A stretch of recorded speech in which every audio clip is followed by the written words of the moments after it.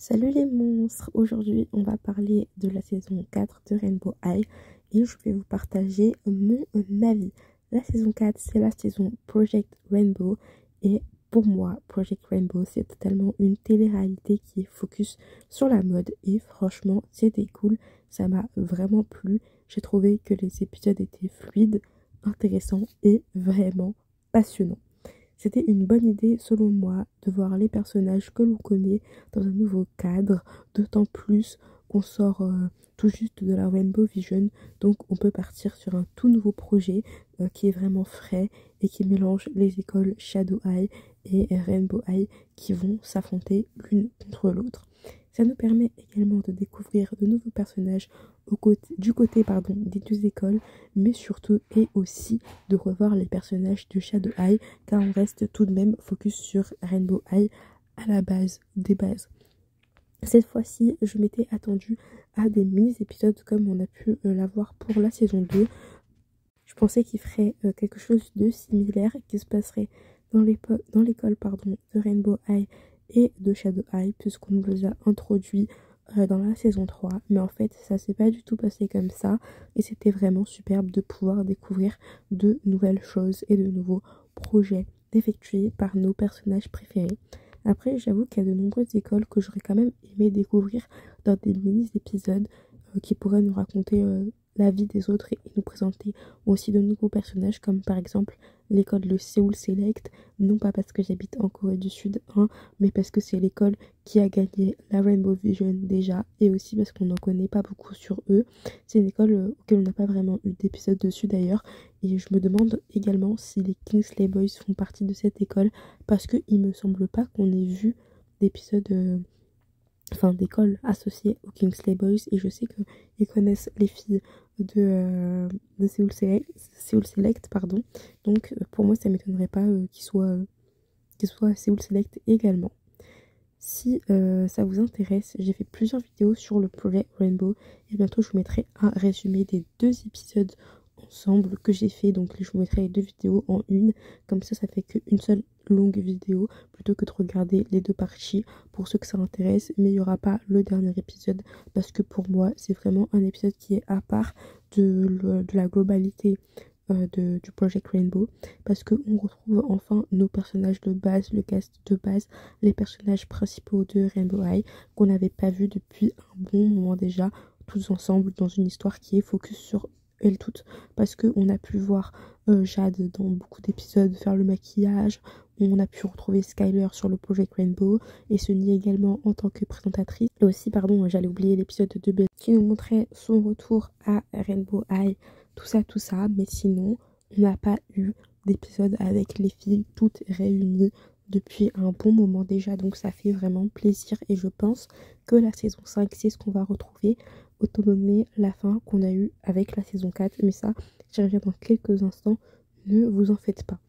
On voyait toujours les filles, mais plus comme des personnes comme des personnages secondaires en fait, plus que comme des personnages principaux, parce qu'on nous a mis en avant plein de nouveaux personnages et plein de nouvelles écoles. Je pense à Pacific Coast High, je pense à des personnages qui sont pas forcément en avant à Rainbow High, comme les 3e années par exemple, ou encore les Rainbow Diva pardon, qu'on a pu découvrir tout au long de cette nouvelle saison. Les jumelles Aurel et Loli, bon, de base elles on les connaissait déjà, mais c'était plus secondaire que principal. Et puis toute l'intrigue avec Ensley et Avery et Aidan, of course, qui se sont tous déchirés entre eux avant de se reconstruire. Donc dans la saison précédente, la saison 3, franchement, donc ça montrait on nous montrait plein de trucs qui étaient super intéressants à voir et hyper captivants, mais c'était pas notre carré de base, si je peux dire ça comme ça, c'était pas notre groupe d'amis de base qui partagent les 2 chambres. Bon, même si Bella ne partage plus la chambre avec les filles forcément, puisque Amaya est arrivée entre temps. Ça reste un peu dommage de les avoir mis de côté, je trouve, mais même si les épisodes étaient vraiment sympas, et surtout que on a passé aussi une bonne partie à découvrir Shadow High et les personnages principaux, si je puis dire, à Shadow High. Mais voilà, je trouvais que nos personnages principaux de Rainbow High, c'était vraiment dommage de les mettre de côté. Mais pourtant, les épisodes restaient bons dans leur globalité. En global, j'ai vraiment apprécié le Project Rainbow, c'était vraiment amusant à regarder. J'ai dû regarder trois fois la saison. Ouais, 3 fois, je pense, la saison. Oui. Donc, c'est clairement faisable comparé aux autres saisons. J'ai dû regarder. C'est faible comparé pardon, aux autres saisons. J'ai dit faisable, mais c'est faible que je voulais dire. Je raconte n'importe quoi, désolée. Je suis fatiguée, je sors d'une grosse journée. Mais j'avais quand même envie de faire la vidéo aujourd'hui. Donc comparé aux autres saisons, c'est plutôt faible, enfin, mais ça reste bien quand même. Concernant le dernier épisode, alors lui je l'ai vu 1 million de fois aussi, plus que tout ce que vous voulez.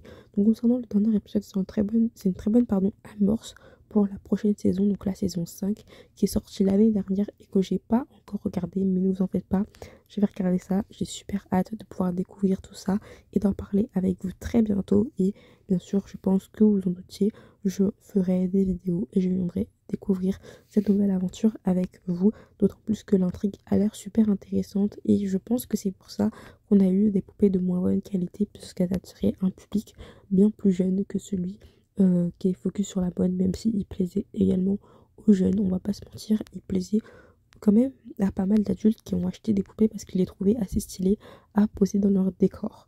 Je pense à des personnes qui font des vidéos make-up qui ont pas mal acheté de Stella, de poupées Stella. Donc, merci de m'avoir écouté et n'hésitez pas à me partager votre avis sur la saison 4 dans les commentaires. Sur ce, moi je vous donne rendez-vous très bientôt pour plus de vidéos Rainbow High. Mais bon, je pense que je vais faire une petite pause parce que là, c'est bon. Le montage, il me prend vraiment trop la tête, mais vous en faites pas. Je vais vous mettre la fin de la saison 4 si je l'ai pas mis avant celle-ci, ainsi que la vidéo de la saison 4 réunifiée. Donc les deux vidéos de la saison 4 qui se suivent afin de pouvoir avoir la vidéo en une partie pour ceux que ça intéresse plutôt que de regarder les deux parties. Si jamais vous aimez Monster High, je fais aussi pas mal de vidéos Monster High et je pense que très bientôt je vais faire une petite pause Ever After High parce que ça fait longtemps qu'on n'en a pas parlé et le reboot pardon, des Wings arrive très bientôt, donc on en parlera aussi sur la chaîne. Sur ce, je vous donne rendez-vous très bientôt pour faire plein de vidéos et parler de encore plus de sujets. Bye bye les monstres.